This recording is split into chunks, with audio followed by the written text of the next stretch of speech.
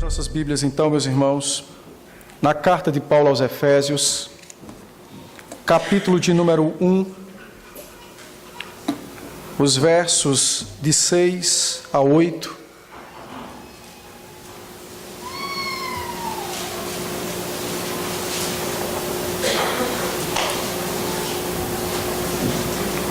Efésios 1, os versos de 6 a 8.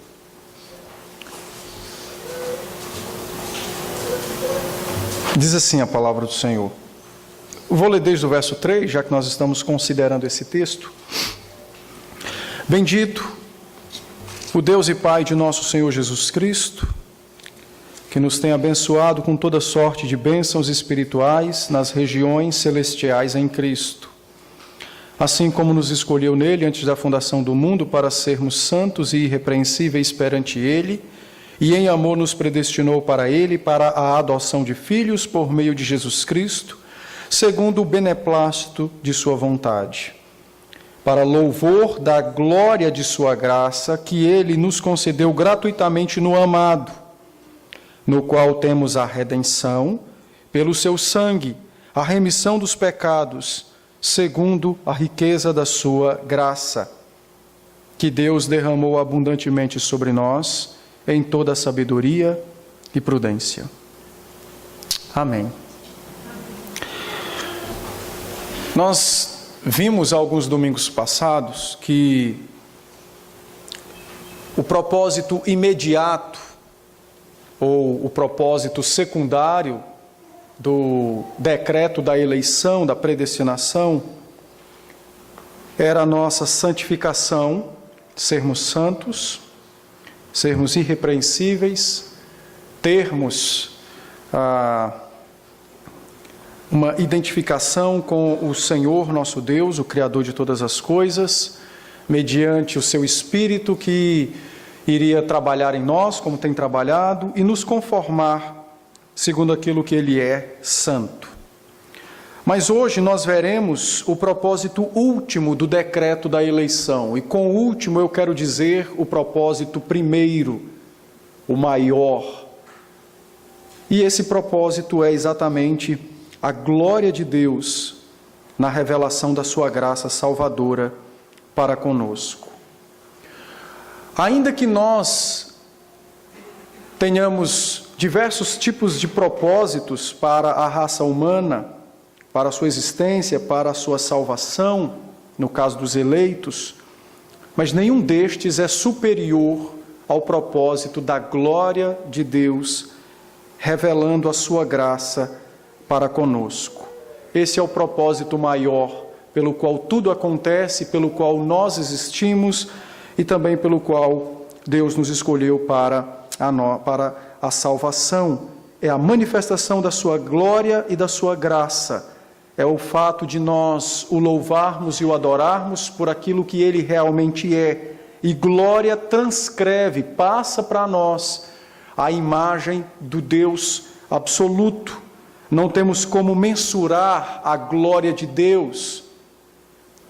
Alguém já disse que a glória de Deus é a essência do próprio Deus, aquilo que o faz ser Deus, ou seja, é a junção dos seus atributos e a manifestação de todos eles nas obras de suas mãos, e de modo mais específico, na nossa redenção. Por esta razão, então, o apóstolo Paulo, admirado com todo esse mar de maravilhas que Deus havia trazido a ele pelo seu Espírito, ao revelar a ele estas verdades acerca da predestinação, da nossa eleição, acerca da adoção, o fato de sermos seus filhos, Paulo então no verso 6 diz que tudo acontece para o louvor da glória da sua graça. Ou seja, o apóstolo Paulo agora se dirige aos Efésios e a nós também, e mesmo que nós não tenhamos como mensurar, conceber, pensar de modo próprio acerca da grandeza da glória de Deus, Paulo nos diz que há uma forma de glorificarmos a Deus ou de olharmos para a glória de Deus segundo aquilo que Ele mesmo quer. E a forma é exatamente através da sua graça.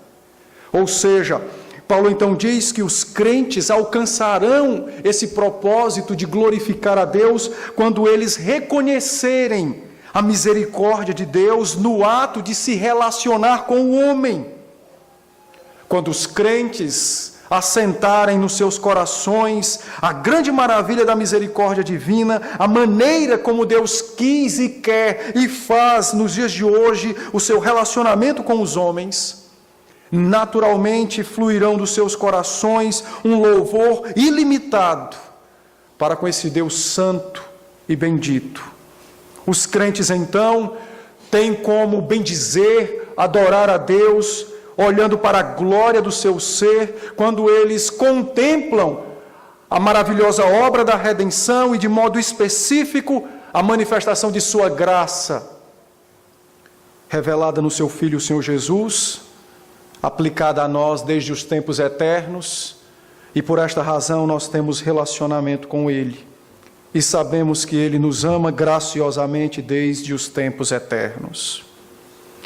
O apóstolo Paulo dirige-se àqueles irmãos e afirma de modo categórico, dizendo o seguinte: meus irmãos, tudo isso aconteceu para que os homens, os eleitos, tributassem louvor a Deus quando se deparassem com a grandiosidade da obra da salvação, e eles veriam de modo mais nítido nessa grandiosidade dessa obra algo sublime, impressionante, que faria com que os seus corações saltitassem em júbilo em direção ao Senhor. E isso é a graça de Deus manifestada na nossa salvação por meio de Jesus Cristo. Deus então quer que nós o louvemos, observando então a manifestação da sua graça. Por isso Paulo diz, para o louvor da glória de sua graça. Ou seja, a graça manifestada aqui, é o que Paulo nos diz, é a razão de tributarmos louvor a Deus. Ele não fala do poder de Deus, ele não fala da santidade de Deus, ele não fala dos outros atributos que pudessem nos levar a tributar louvores ao Senhor. Mas ele fala da graça. A graça foi manifestada no decreto da predestinação.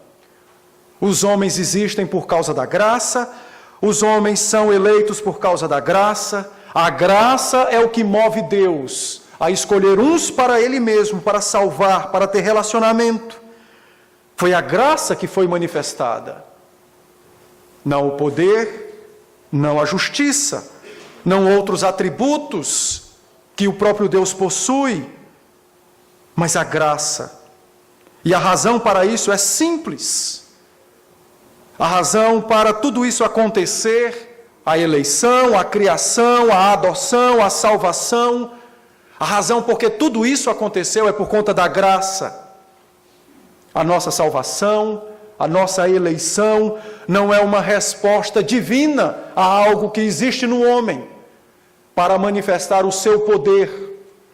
Mas tudo isso, na verdade, acontece não porque algo exista no homem, mas porque algo existe no próprio Deus. E esse algo que existe no próprio Deus chama-se graça, materializada na pessoa de Jesus Cristo, o nosso bendito Salvador. É por esta razão que Paulo diz que os crentes devem louvar a Deus. Tudo isso acontece para o louvor da sua graça. Em todo o seu decreto, em todos os seus planos, na eleição, na salvação, é bem verdade que o poder de Deus, a sua sabedoria, a sua justiça, o seu conhecimento, a sua infinitude, tudo isso é visto. Mas, na verdade, o que mais se sobressai é a sua graça. É o fato dele querer ter relacionamento conosco.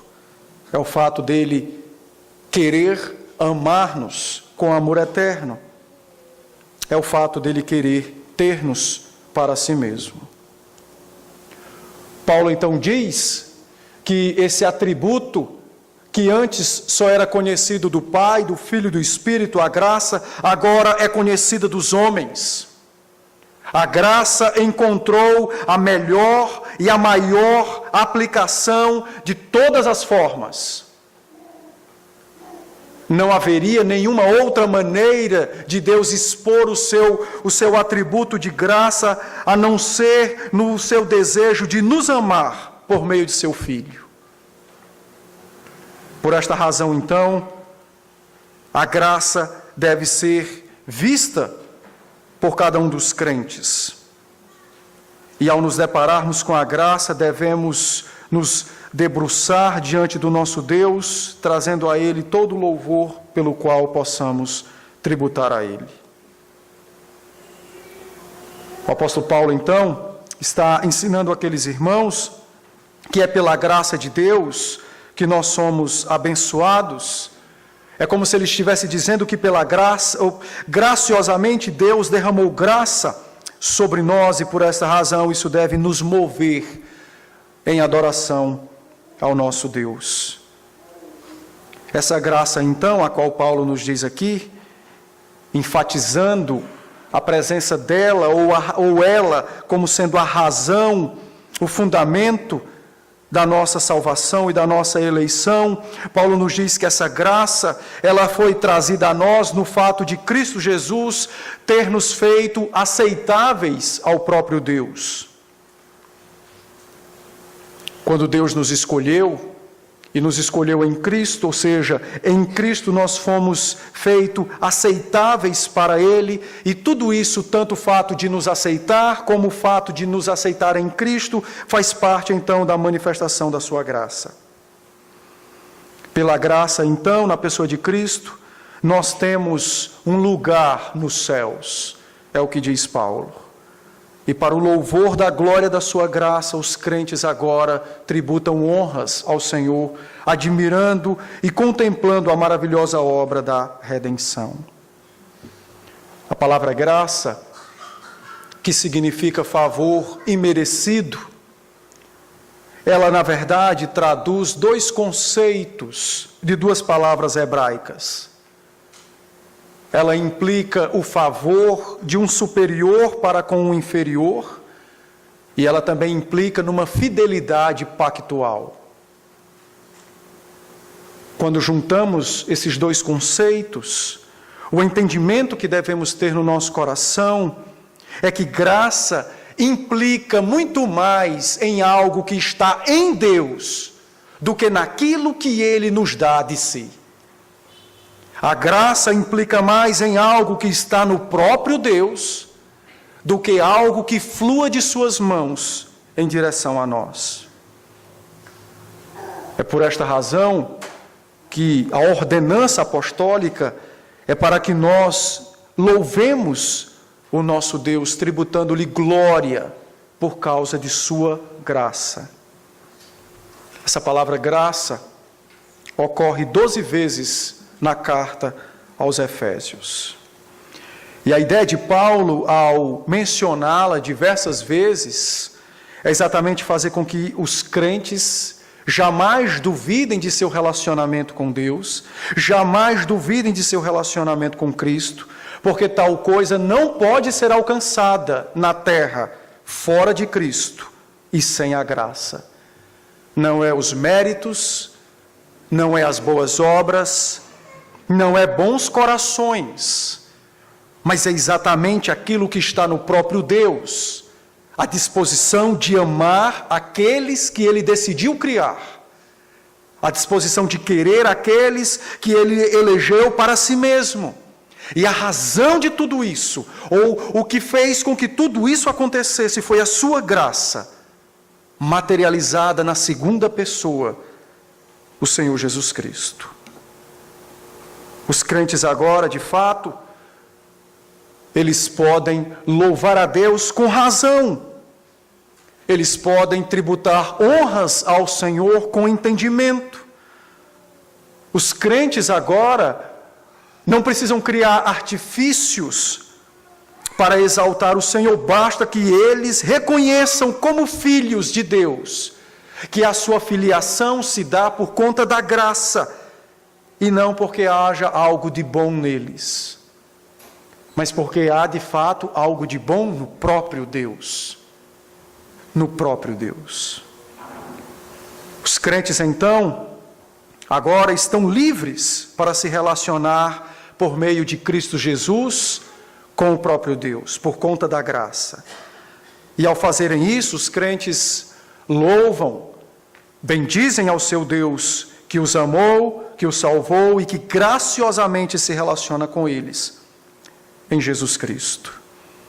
Os crentes neste mundo, nesta terra, manifestam esse louvor e essa adoração não apenas quando cantam no culto.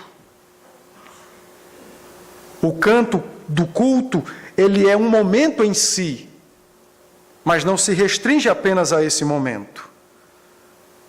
Mas na sua vida, quando eles reconhecem a sua filiação, quando eles reconhecem que foram predestinados, tudo por conta da graça. E ao invés de fazer como alguns teólogos, que ao contemplar a graça na palavra, esconderam a graça, com medo de que os homens caíssem na depravação, os crentes gratos a Deus, porque encontraram graça nele, Deus, agora o louvam com um modo digno de vida. Vida esta que espelha o relacionamento que eles têm com o Senhor. Então Paulo nos diz, meus irmãos, adorem e louvem ao Senhor e reconheçam a glória de Deus, porque Ele manifestou a sua graça na nossa redenção. Graciosamente, os crentes agora desfrutam de um relacionamento com Deus. Mas Paulo diz mais, ele diz que esta graça que foi concedida a nós, ela nos foi concedida gratuitamente no amado. Jesus Cristo é o bem-amado de Deus e deve ser o bem-amado dos crentes. A pessoa do Senhor Jesus Cristo é a razão de nossa aceitação por parte de Deus. O Pai é gracioso, o Filho é gracioso, o Espírito é gracioso. E ambos decidiram ter um povo para si, não apenas como se fosse um reino, e eles reis, e estes homens seus servos e súditos, se assim fosse já seria o bastante. Mas movido pela sua graça, Deus amou estes que Ele elegeu como seus filhos. Mas de que maneira estes homens poderiam ter relacionamento com este Deus Santo? De que modo eles poderiam de fato sentir a paternidade desse Deus que é Espírito perfeito e absoluto, sendo que os homens são pequenos, mortais, carnais? Só havia uma única razão, e Paulo nos diz, em Jesus Cristo. Ele é o amado do Pai, Ele é o amado dos crentes. Então o Filho se apresenta e diz: eu serei o meio, aquele que fará com que todo este projeto se cumpra. E em Cristo, então, o Pai recebe o amor dos crentes, e em Cristo os crentes recebem o amor do Pai. É o bem-amado, é o amado de nosso Deus e é o amado de nossas almas. Gratuitamente em Cristo, é o que Paulo nos diz, a graça foi manifestada. E agora, por Cristo, nós somos aceitos pelo Deus absoluto como seus filhos. Ainda que adotados, mas já designados e destinados para uma herança eterna e incorruptível, cheia de glórias e de majestades, por conta da presença do próprio Deus que ali estará, na pessoa de seu Filho, o Senhor Jesus Cristo. Os crentes, então, são aceitos, são amados em Cristo, pelo próprio Cristo, pelo Pai, pelo Espírito. No seu bem-amado, em Jesus Cristo, Deus nos concedeu graça. A partir do verso 7, o apóstolo Paulo, então, começa a nos revelar algumas graças ou bênçãos, ou dádivas, das quais Cristo trouxe ao seu povo, na materialização desta graça divina por meio do seu ser e por meio da sua obra. Incomparáveis dádivas da parte de Deus, são trazidas aos crentes, na pessoa de Jesus Cristo. E então no verso 7, Paulo nos diz, no qual, em Jesus Cristo, no amado de Deus e no nosso amado, nós temos a redenção. Até o verso 6, os irmãos devem se lembrar, o apóstolo Paulo está considerando o decreto da eleição no que diz respeito apenas aos céus. O ambiente é o trono de Deus. A partir de agora, Paulo tratará sobre a redenção, agora de modo consumado, dentro da história humana. Agora ele muda dos altos céus para a terra. E então ele diz que em Jesus Cristo nós alcançamos redenção. Paulo já contempla a queda, os homens caídos nos seus pecados, caídos em Adão, mortos nos seus delitos, e então Paulo diz agora em Jesus Cristo, a manifestação e a causa da graça divina, nós encontramos redenção. A palavra redenção, ela era muito usada na emancipação de escravos e prisioneiros, ou no preço que era pago, mediante resgate, um resgate por algum preso ou por algum prisioneiro. A palavra redenção, ela tem o seu sentido primário nos mercados do mundo antigo, aonde vendia-se, comprava ou recomprava coisas ou pessoas. Os irmãos devem se lembrar que o livro de Ruth está nas Escrituras a fim de nos testemunhar de que modo a redenção era aplicada, não no que diz respeito à salvação, mas à libertação de alguém ou de alguma família, por algum infortúnio que tivessem passado. Boaz, ele redimiu a herança do marido de Noemi, a terra. Ele era o parente mais próximo, tinha então esse direito, e somado a este, ele também tinha o direito de casar com Ruth. No mundo antigo, mediante a pobreza de uma família, ou percalços da vida, alguém poderia tornar-se escravo de outro. E dentro de Israel, ao fazer isso, aquele que se tornava escravo do seu próximo aguardava com grande ansiedade o ano do jubileu, quando alguém, algum parente podia redimi-lo, libertá-lo, resgatá-lo. É nesse sentido que a palavra redenção é usada. Nos dias do Senhor Jesus Cristo, essa palavra não era muito comum o seu uso. É por esta razão que esta palavra redenção só ocorre 10 vezes no Novo Testamento.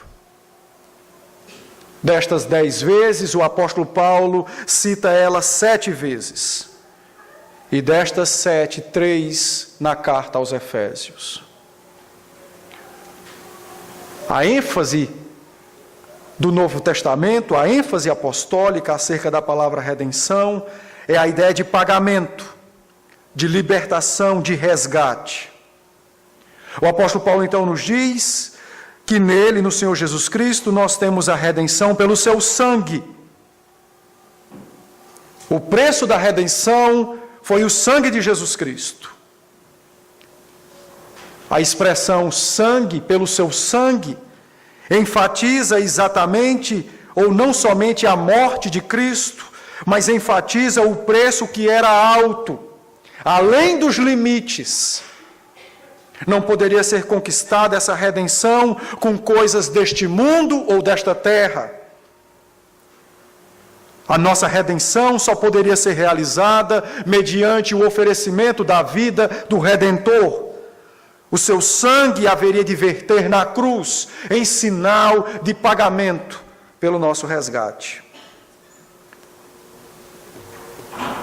Paulo então nos diz que nós temos redenção pelo sangue de Cristo. A vida de Cristo foi ofertada ou oferecida como pagamento pelo nosso resgate.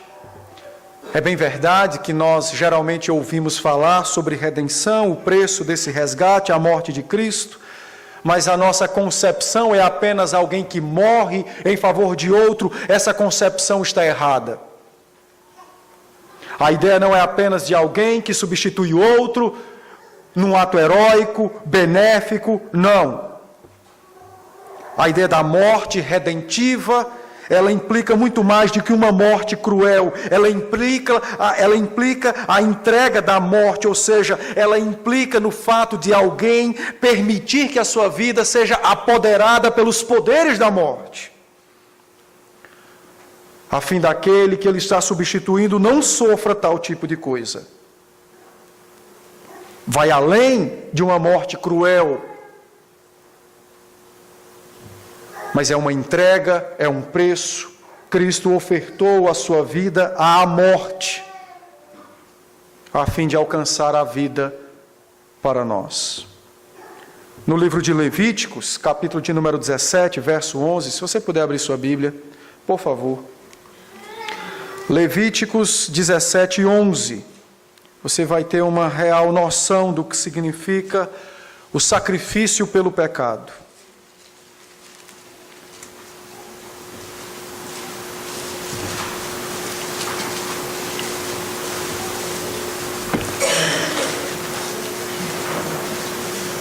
Levíticos 17, 11 diz assim a palavra do Senhor: porque a vida da carne está no sangue, eu vou-lo tenho dado sobre o altar, para fazer expiação pela vossa alma, porquanto é o sangue que fará expiação em virtude da vida. O texto de Levíticos interpreta para nós o significado da expiação, que é exatamente o resgate, a oferta paga para que nós tenhamos redenção. É a entrega da vida, não é apenas o ato de morrer, mas é a entrega da vida à morte. Na verdade, o texto de Levíticos nos diz que o sangue, a vida está no sangue, e o sangue era derramado sobre o altar. A vida era derramada sobre o altar. Ou seja, para a nossa redenção, o Senhor Jesus entregou-se ou deixou cair a sua vida na morte para nos remir. Isaías, capítulo 53, o verso de número 10, nos diz então que a alma é oferecida no sacrifício vicário. A alma é entregue no sacrifício vicário. Isaías 53, verso 10, diz assim: todavia, ao Senhor agradou moê-lo, fazendo-o enfermar, quando ele der a sua alma como oferta pelo pecado, e verá a sua posteridade, e prolongará os seus dias, e a vontade do Senhor prosperará nas suas mãos. O profeta nos revela então de que maneira seria executada a morte do Senhor Jesus. Não é apenas a crueldade do madeiro, não é apenas aqueles pregos. Estas coisas são pequenas comparadas às agonias que o Senhor Jesus passou na sua morte, quando ele voluntariamente entregou a sua vida a ela. A ideia do texto, então, é a ideia da alma sofrendo as punições. A ideia da morte substitutiva é muito mais de que deixar este mundo, mas é exatamente ser agora possuído pelos poderes da morte, pelos poderes do inferno, em lugar dos culpados, dos verdadeiros culpados. Olhar para a morte de Cristo como apenas alguém que deixou este mundo, é não compreender o que significa a nossa redenção. Ezequiel, capítulo 18, verso 20, diz que a alma que pecar, esta deve morrer, e o próprio Paulo, interpretando Ezequiel 18, 20, vai dizer em 2 Coríntios 5, 21, que Jesus Cristo foi feito pecado em nosso lugar. É algo mais sério do que apenas deixar este mundo. É algo mais profundo. Ele foi feito pecado em nosso lugar, a fim de que a redenção fosse alcançada pelos crentes, a fim de que os crentes não mais tivessem medo dos pavores da morte ou do inferno, a fim de que os crentes pudessem, de fato, gozar os céus. Então Paulo nos diz, no qual temos a redenção pelo seu sangue. Não é apenas o fato dele morrer. Um homem pode morrer pelo seu filho, e isso não se caracteriza redenção, porque como somos pecadores, não podemos morrer em favor de um outro pecador. Mas o Santo de Deus fez-se pecado, para que pudesse, mesmo que por um pequeno espaço de tempo, sofrer as agruras da morte em nosso favor. A morte de Cristo, então, implica muito mais do que aquela cruz. É mais além. Não é apenas a separação do corpo e da alma, mas é agora, por alguns momentos, permitir que a alma santa do Deus Todo-Poderoso estivesse subserviente aos poderes da morte. Temporariamente, por poucos instantes, mas padecendo agruras eternas, a fim de nos livrar delas. Então a redenção implica na libertação desta condenação, no resgate que foi pago pelo Senhor Jesus. E ao contrário do que muitos creem, que Jesus pagou um resgate a Satanás, Satanás não recebeu nada. O resgate é pago ao próprio Pai, em razão de que nós o havíamos ofendido, tanto por meio de Adão, quanto por meio dos nossos atos pessoais. O resgate não foi pago a nenhum outro a não ser o próprio Pai. É por esta razão que, quando esteve na cruz, sentindo então as agruras da morte e os poderes infernais, no instante quase que final de seu sofrimento, véspera de sua morte, ele então brada e diz: não mais meu Pai, mas agora Deus e Deus. Por que me desamparas? Mas era o seu Pai. Mas naquele instante também era o seu juiz. E era o executor de tal sentença. Achar apenas que Jesus simplesmente sofreu algumas dores físicas na cruz, isso é não compreender a extensão de nosso pecado, a ofensa a qual esse pecado causou ao Deus Santo, é não compreender a extensão da condenação para aqueles que não têm Cristo Jesus. A morte de Cristo alcançou redenção para nós, e é exatamente esta morte gloriosa, ou este ato glorioso de ofertar a si próprio em nosso favor, que é reconhecido nos céus, tanto diante da igreja quanto dos anjos. Nos céus, a única música que nós cantaremos ao Senhor é esta que se encontra no livro do Apocalipse, capítulo 5, verso de número 9, quando diz que os 24 anciãos, representando a igreja, contemplando a majestade do Cordeiro de Deus, eles então entoam um cântico e diz: digno és de tomar o livro e de abrir-lhe os selos. Por que razão tu és digno? E então eles dizem, porque morrestes ou foste morto, e com o teu sangue compraste para Deus os que procedem de toda tribo, língua, povo e nação. Não é pelo poder das mãos de criar ou destruir que Cristo alcançou o direito de abrir os selos, mas é exatamente pela manifestação da graça de seu Pai, que também é sua, em assumir uma penalidade que era nossa, a qual se materializou na morte na cruz. A igreja então tributa louvores a Deus, a Jesus Cristo, ao Cordeiro de Deus, que foi morto e pelo seu sangue comprou para Deus os eleitos que antes estavam nas garras do pecado e serviam a Satanás. Homens que estão espalhados pela face da terra em todos os tempos e em todos os lugares. No verso de número 12, os anjos, ouvindo o louvor da igreja, não conseguem segurar os seus lábios cerrados.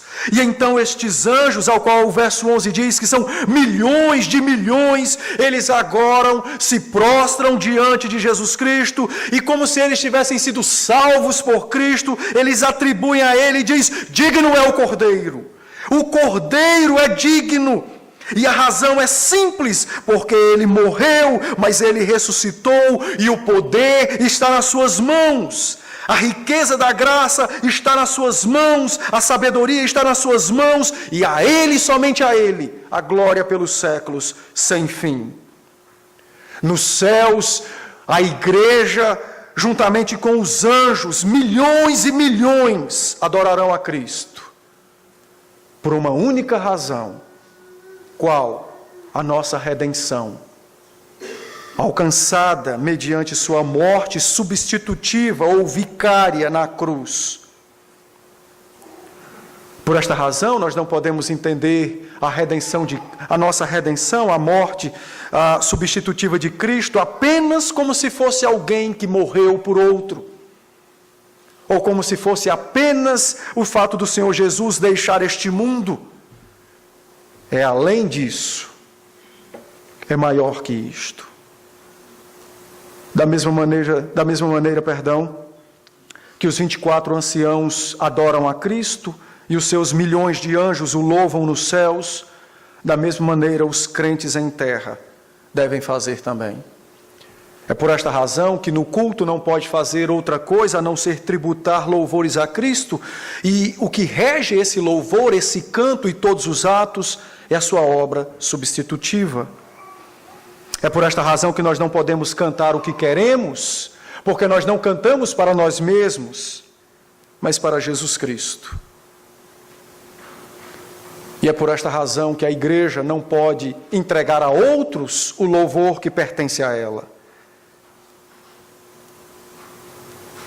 Às vezes, nós achamos que ficar calado na hora do canto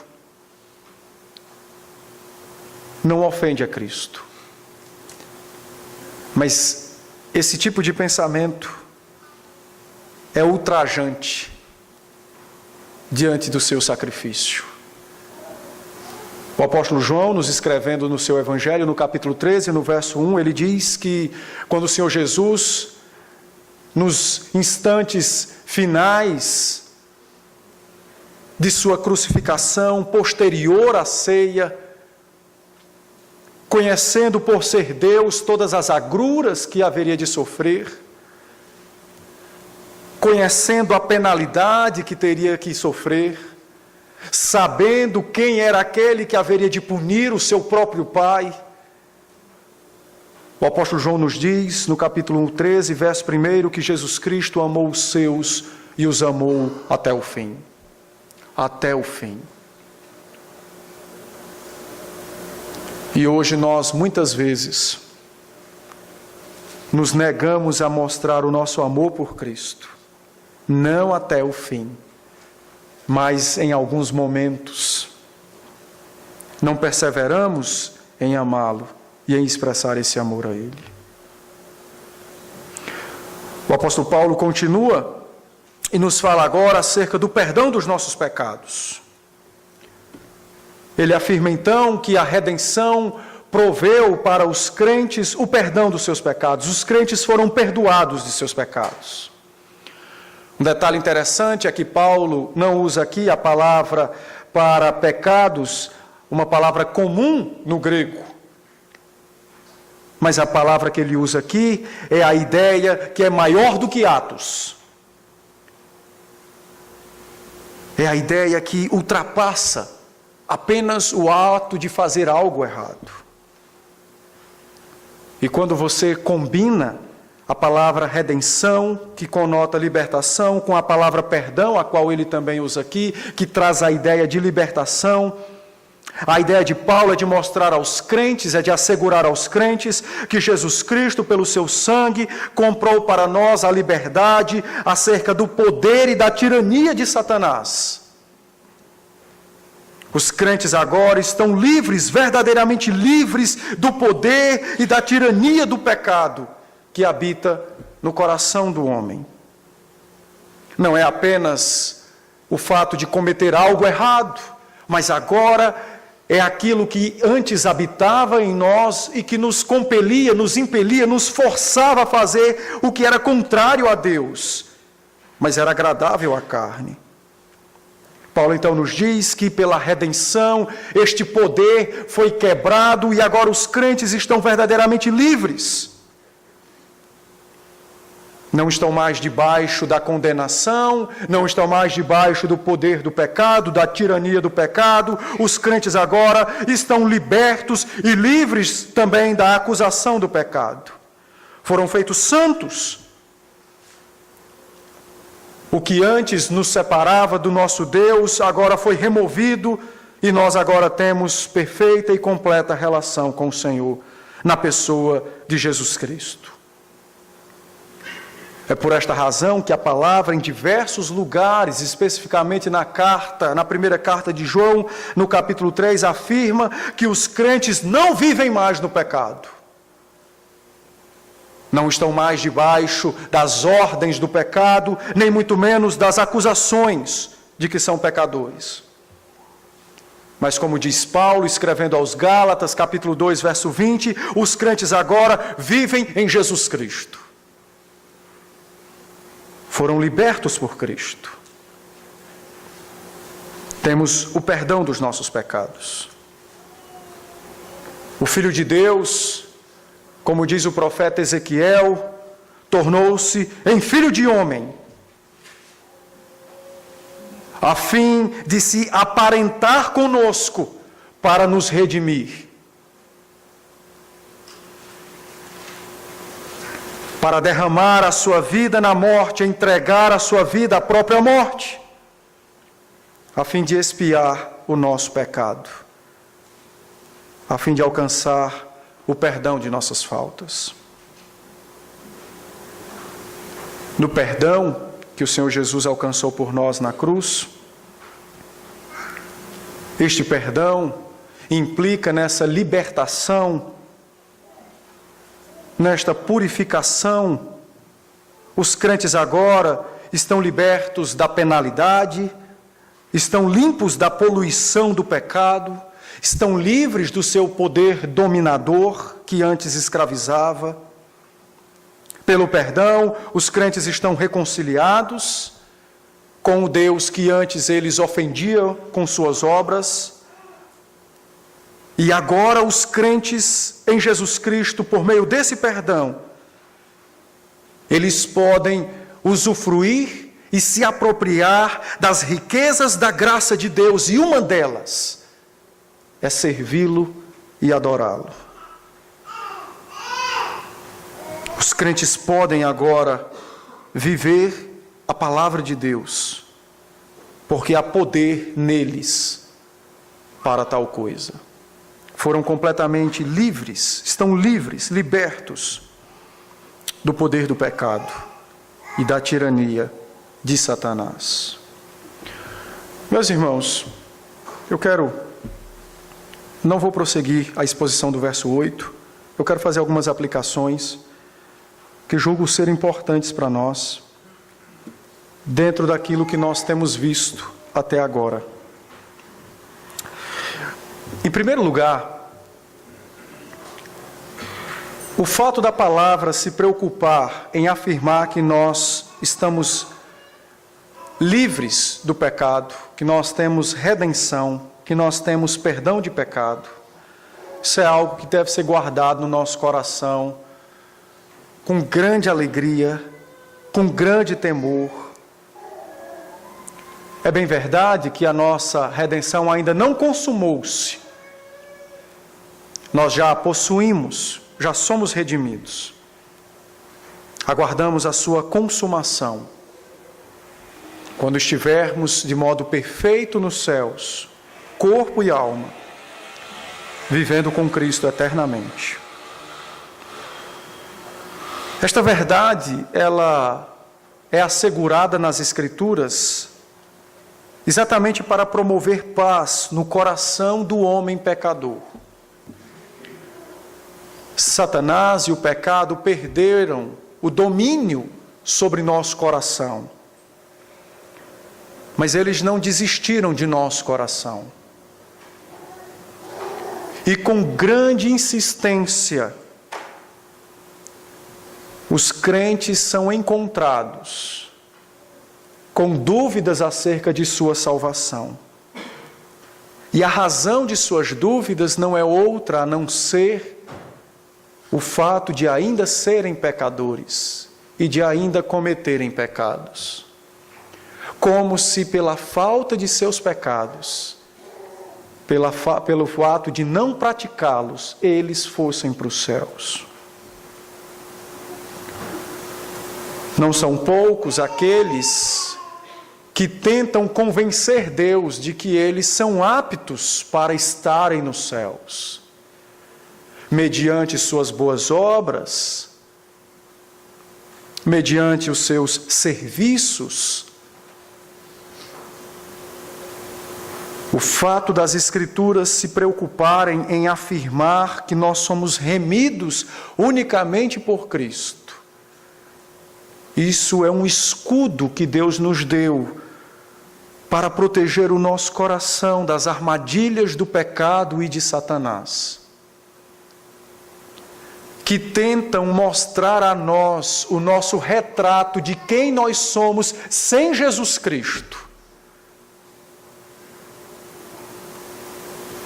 É bem verdade que sem Cristo nós não somos nada e não pode passar em nosso coração sem Cristo qualquer tipo de esperança de vida eterna.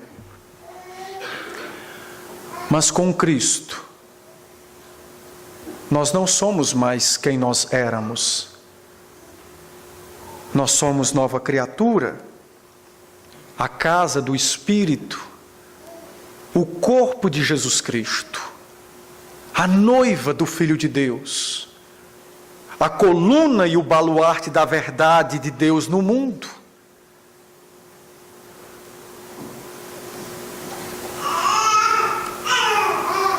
Boa parte das dúvidas que nós nutrimos no coração no que diz respeito à nossa salvação nada mais é do que o ranço de nosso pecado falando aos nossos ouvidos e tentando nos levar a um entendimento de que é pelas obras e não pela graça que nós estaremos nos céus.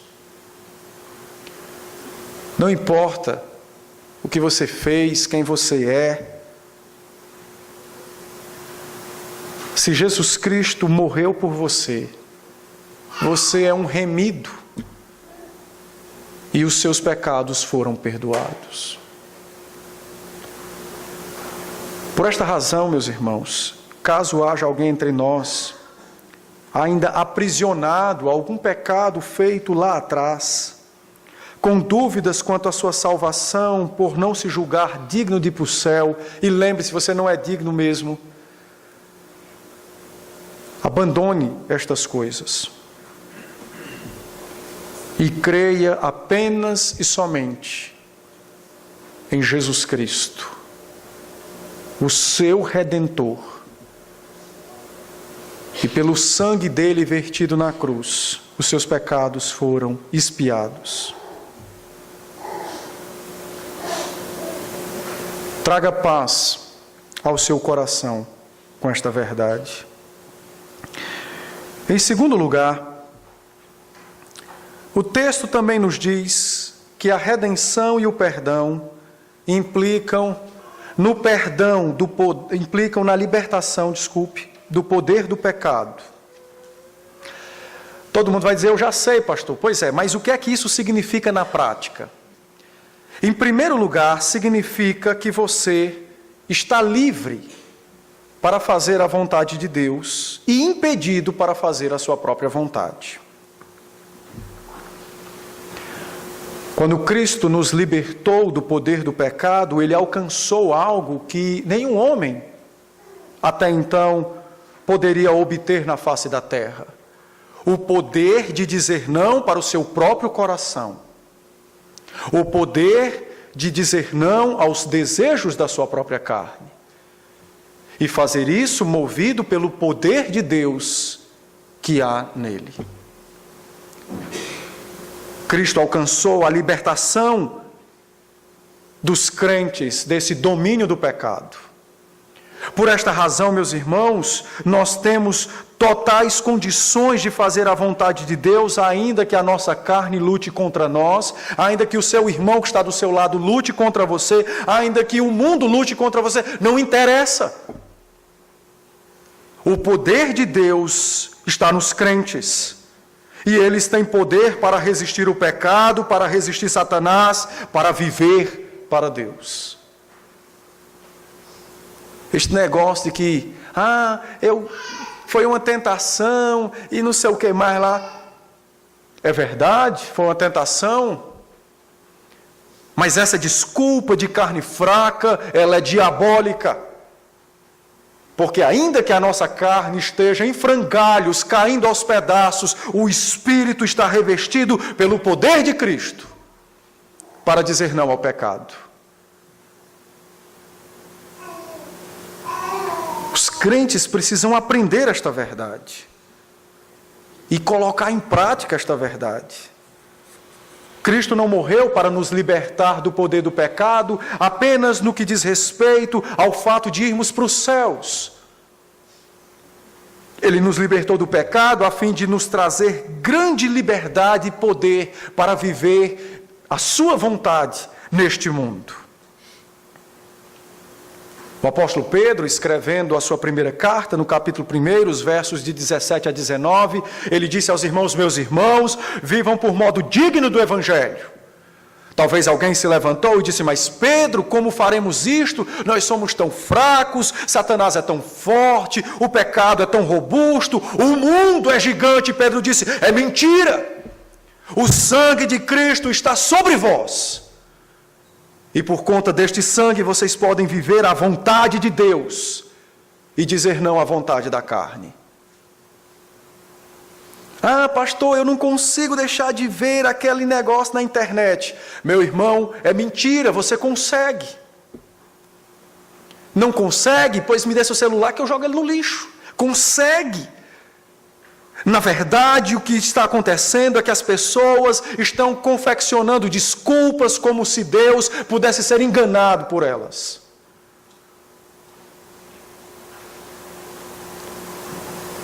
No ato de nossos pecados, quando a nossa carne se levanta, o Espírito gigantescamente revestido do sangue de Cristo e do poder do Espírito também se levanta. Mas por que às vezes nós pecamos e não prosperamos em santidade? Porque preferimos a carne. Porque preferimos os seus prazeres, ainda que momentâneos.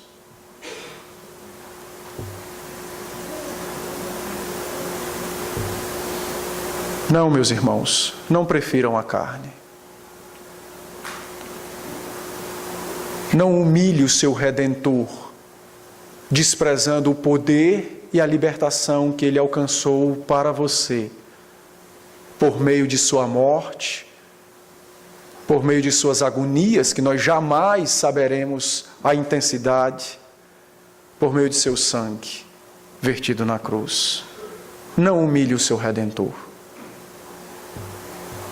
mas o exalte, o adore, o louve, e faça isto olhando para a sua graça, graça redentora, perdoadora de pecados, libertadora.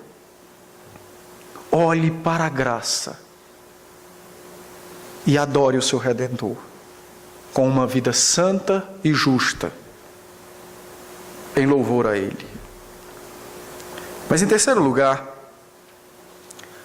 redenção e perdão constituem-se na nossa libertação, tanto do poder do pecado, das acusações do pecado, das condenações do pecado, e também dos efeitos do pecado.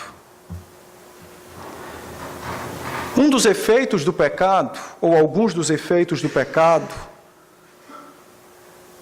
que muitos crentes fazem questão de possuir, chama-se amargura, ressentimentos, mágoas, ódios.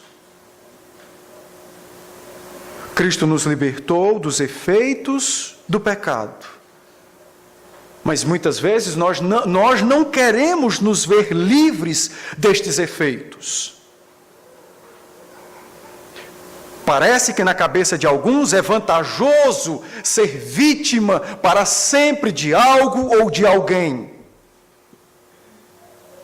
Parece que é vantajoso na história da nossa vida saber ou fazer saber que sempre fomos feridos, ofendidos ou machucados. Mas Jesus Cristo, pelo poder da sua morte na cruz, Ele nos libertou dos efeitos do pecado. Por esta razão, os crentes agora podem ter nos seus corações grande paz da parte de Cristo. Crentes amargurados, crentes ressentidos, crentes que não falam com os outros, crentes que andam e puxam, como diz no Ceará, a tiracolo, ou seja, carregam as ofensas dos outros, nunca larga estas ofensas. Estes irmãos precisam entender que Jesus Cristo morreu para libertar você. Não interessa o que foi feito. Quem fez, o que importa é a grandiosidade de Jesus Cristo e da sua obra por nós. Almas atormentadas, almas amarguradas, que não conseguem dormir, que não conseguem descansar, almas que estão gemendo, e a razão é simples. Os efeitos do pecado ainda não foram arrancados de seus corações. De fato, Jesus Cristo é poderoso para me libertar do inferno. Entretanto, eu, por alguma razão, ainda quero curtir um pouco deste inferno.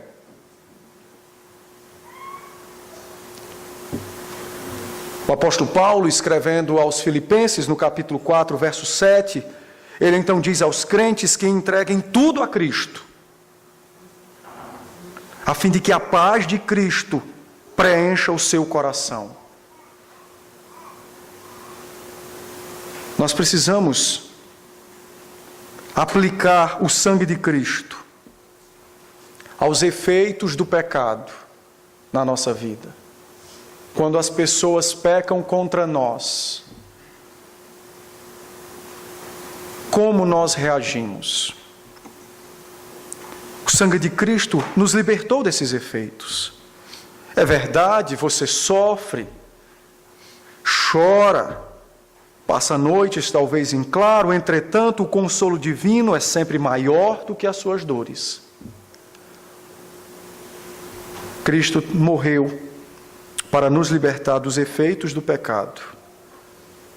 E dentro destes efeitos estão estes e muitos outros.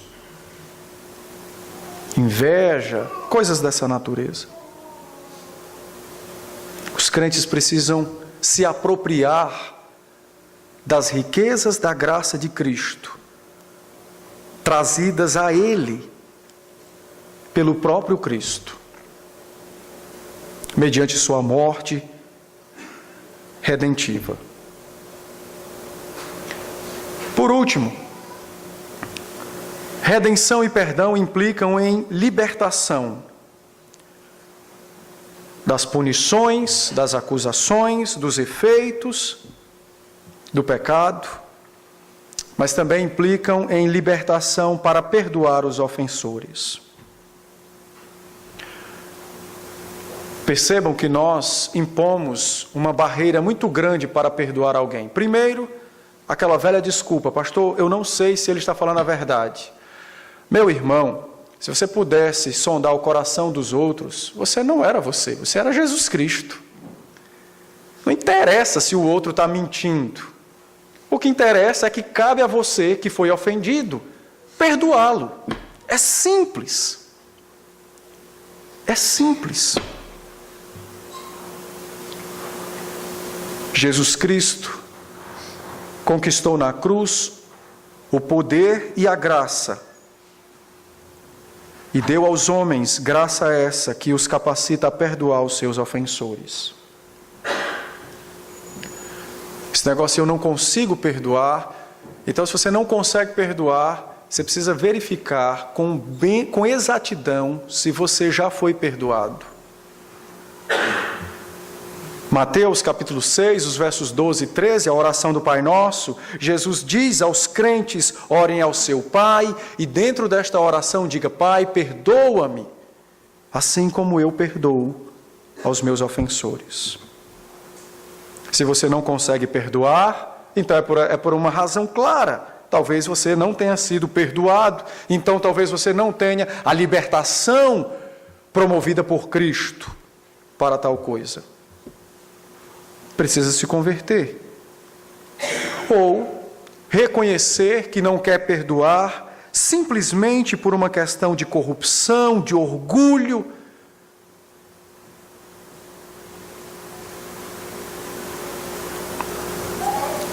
Os crentes não podem se prender às ofensas que são cometidas contra eles, porque Cristo nos libertou de todas elas.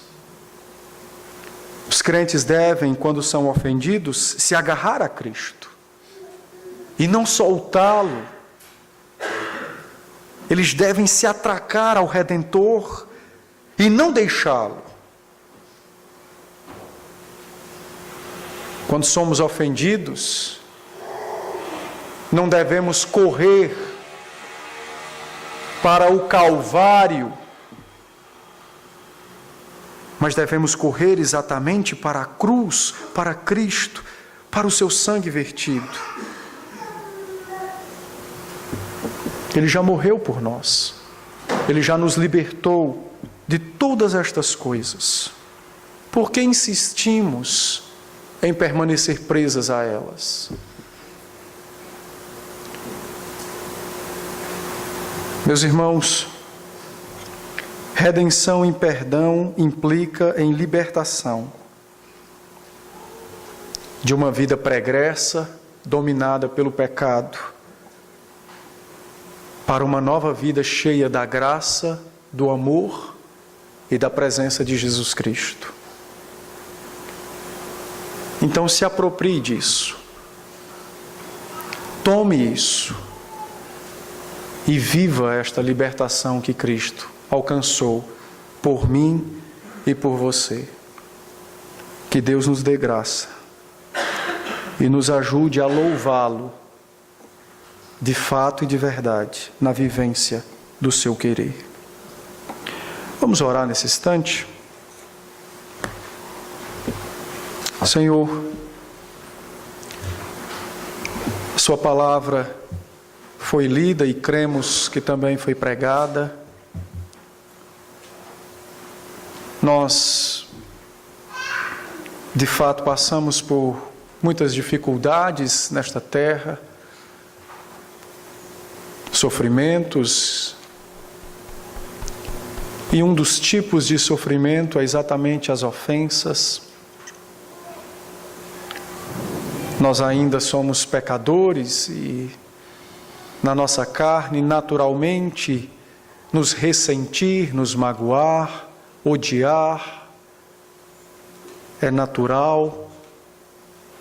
Entretanto, pela presença do Teu Espírito, pela presença da obra redentora do Senhor Jesus, do Seu sangue que nos lava, nós temos condições de poder fazer o contrário da carne e ter paz no coração e ter relacionamentos restaurados nesta terra, assim como o nosso que foi restaurado com o Senhor nos céus. Eu sei que é difícil, o Senhor sabe que é difícil. Entretanto, pelo Teu poder, estas coisas se tornaram possíveis. E somos aptos para viver cada uma delas. Por isso então, Pai, nesse instante eu te suplico que da parte do Teu Espírito, que da parte do Senhor, da parte do Teu Santo Filho, dia após dia o Senhor nos dê graça para experimentar estas verdades e para colocá-las em prática. Nos auxilie, que o Espírito constantemente à porta do nosso coração não nos deixe descansar até o exato momento em que nós, de fato, venhamos a viver estas verdades. Que Ele nos incomode, que Ele nos fale, para que nós não venhamos a desistir, mas para que perseveremos na vivência como libertos, porque somos libertos pelo poder, pela obra e na pessoa do Teu Filho. Não nos deixe ainda viver como se fôssemos escravos, mas grande obra opera em nós, Senhor. Avivamento, crescimento espiritual, faz com que as nossas almas se enamorem da Tua palavra, faça com que as nossas almas desejem ardentemente a Tua doce voz, a fim de podermos experimentar esta libertação preciosa realizada pelo Senhor Jesus em nosso favor. Não nos deixe, Senhor, ter a mente, o coração de escravos, pois já somos livres, mas transforma a nossa mente, o nosso coração, a fim de vivermos essa liberdade bendita e maravilhosa, essa graça santa da parte do Senhor, neste mundo, nos nossos relacionamentos, seja dentro de nossa casa, na igreja, no trabalho, aonde quer que for. Ajude-nos a viver assim, dá-nos a Tua graça, não nos deixe esquecer da Tua palavra, não nos deixe, ó Deus, esquecer daquilo que ouvimos, mas como um pai que toma os filhos pelas mãos, assim faz conosco, leve-nos, conduze-nos nesta vida perfeita da qual o Senhor estabeleceu para nós. Dá-nos a Tua graça, Senhor, para vivermos com intensidade toda essa liberdade que Cristo conquistou para nós. Que assim o Senhor seja conosco e nos abençoe. Se há porventura alguém que ainda não tem Cristo como Redentor, que o Espírito fale ao coração e que ele possa compreender que ele é um escravo. Ainda que ele faça algo de bom, esse algo de bom não serve porque é feito por um escravo e não por um filho. E que somente em Jesus Cristo haverá de fato libertação para ele. Do pecado, da condenação, do juízo. E a liberdade para viver para Ti. E para gozar dos céus preparado para os Teus santos, para os Teus filhos. Aplica então a Tua palavra salvífica nesta noite àqueles que ainda não têm salvação. Aos nossos filhos, ainda que pequenos, que o Espírito Santo fale ao coração deles. Transmita graça, misericórdia, e desde a mais tenra idade os seus corações sejam ensinados pelo Teu Santo Espírito a fim de que eles cresçam e, ainda que não saibam discernir com a mente, os corações já conheçam o Redentor de suas almas.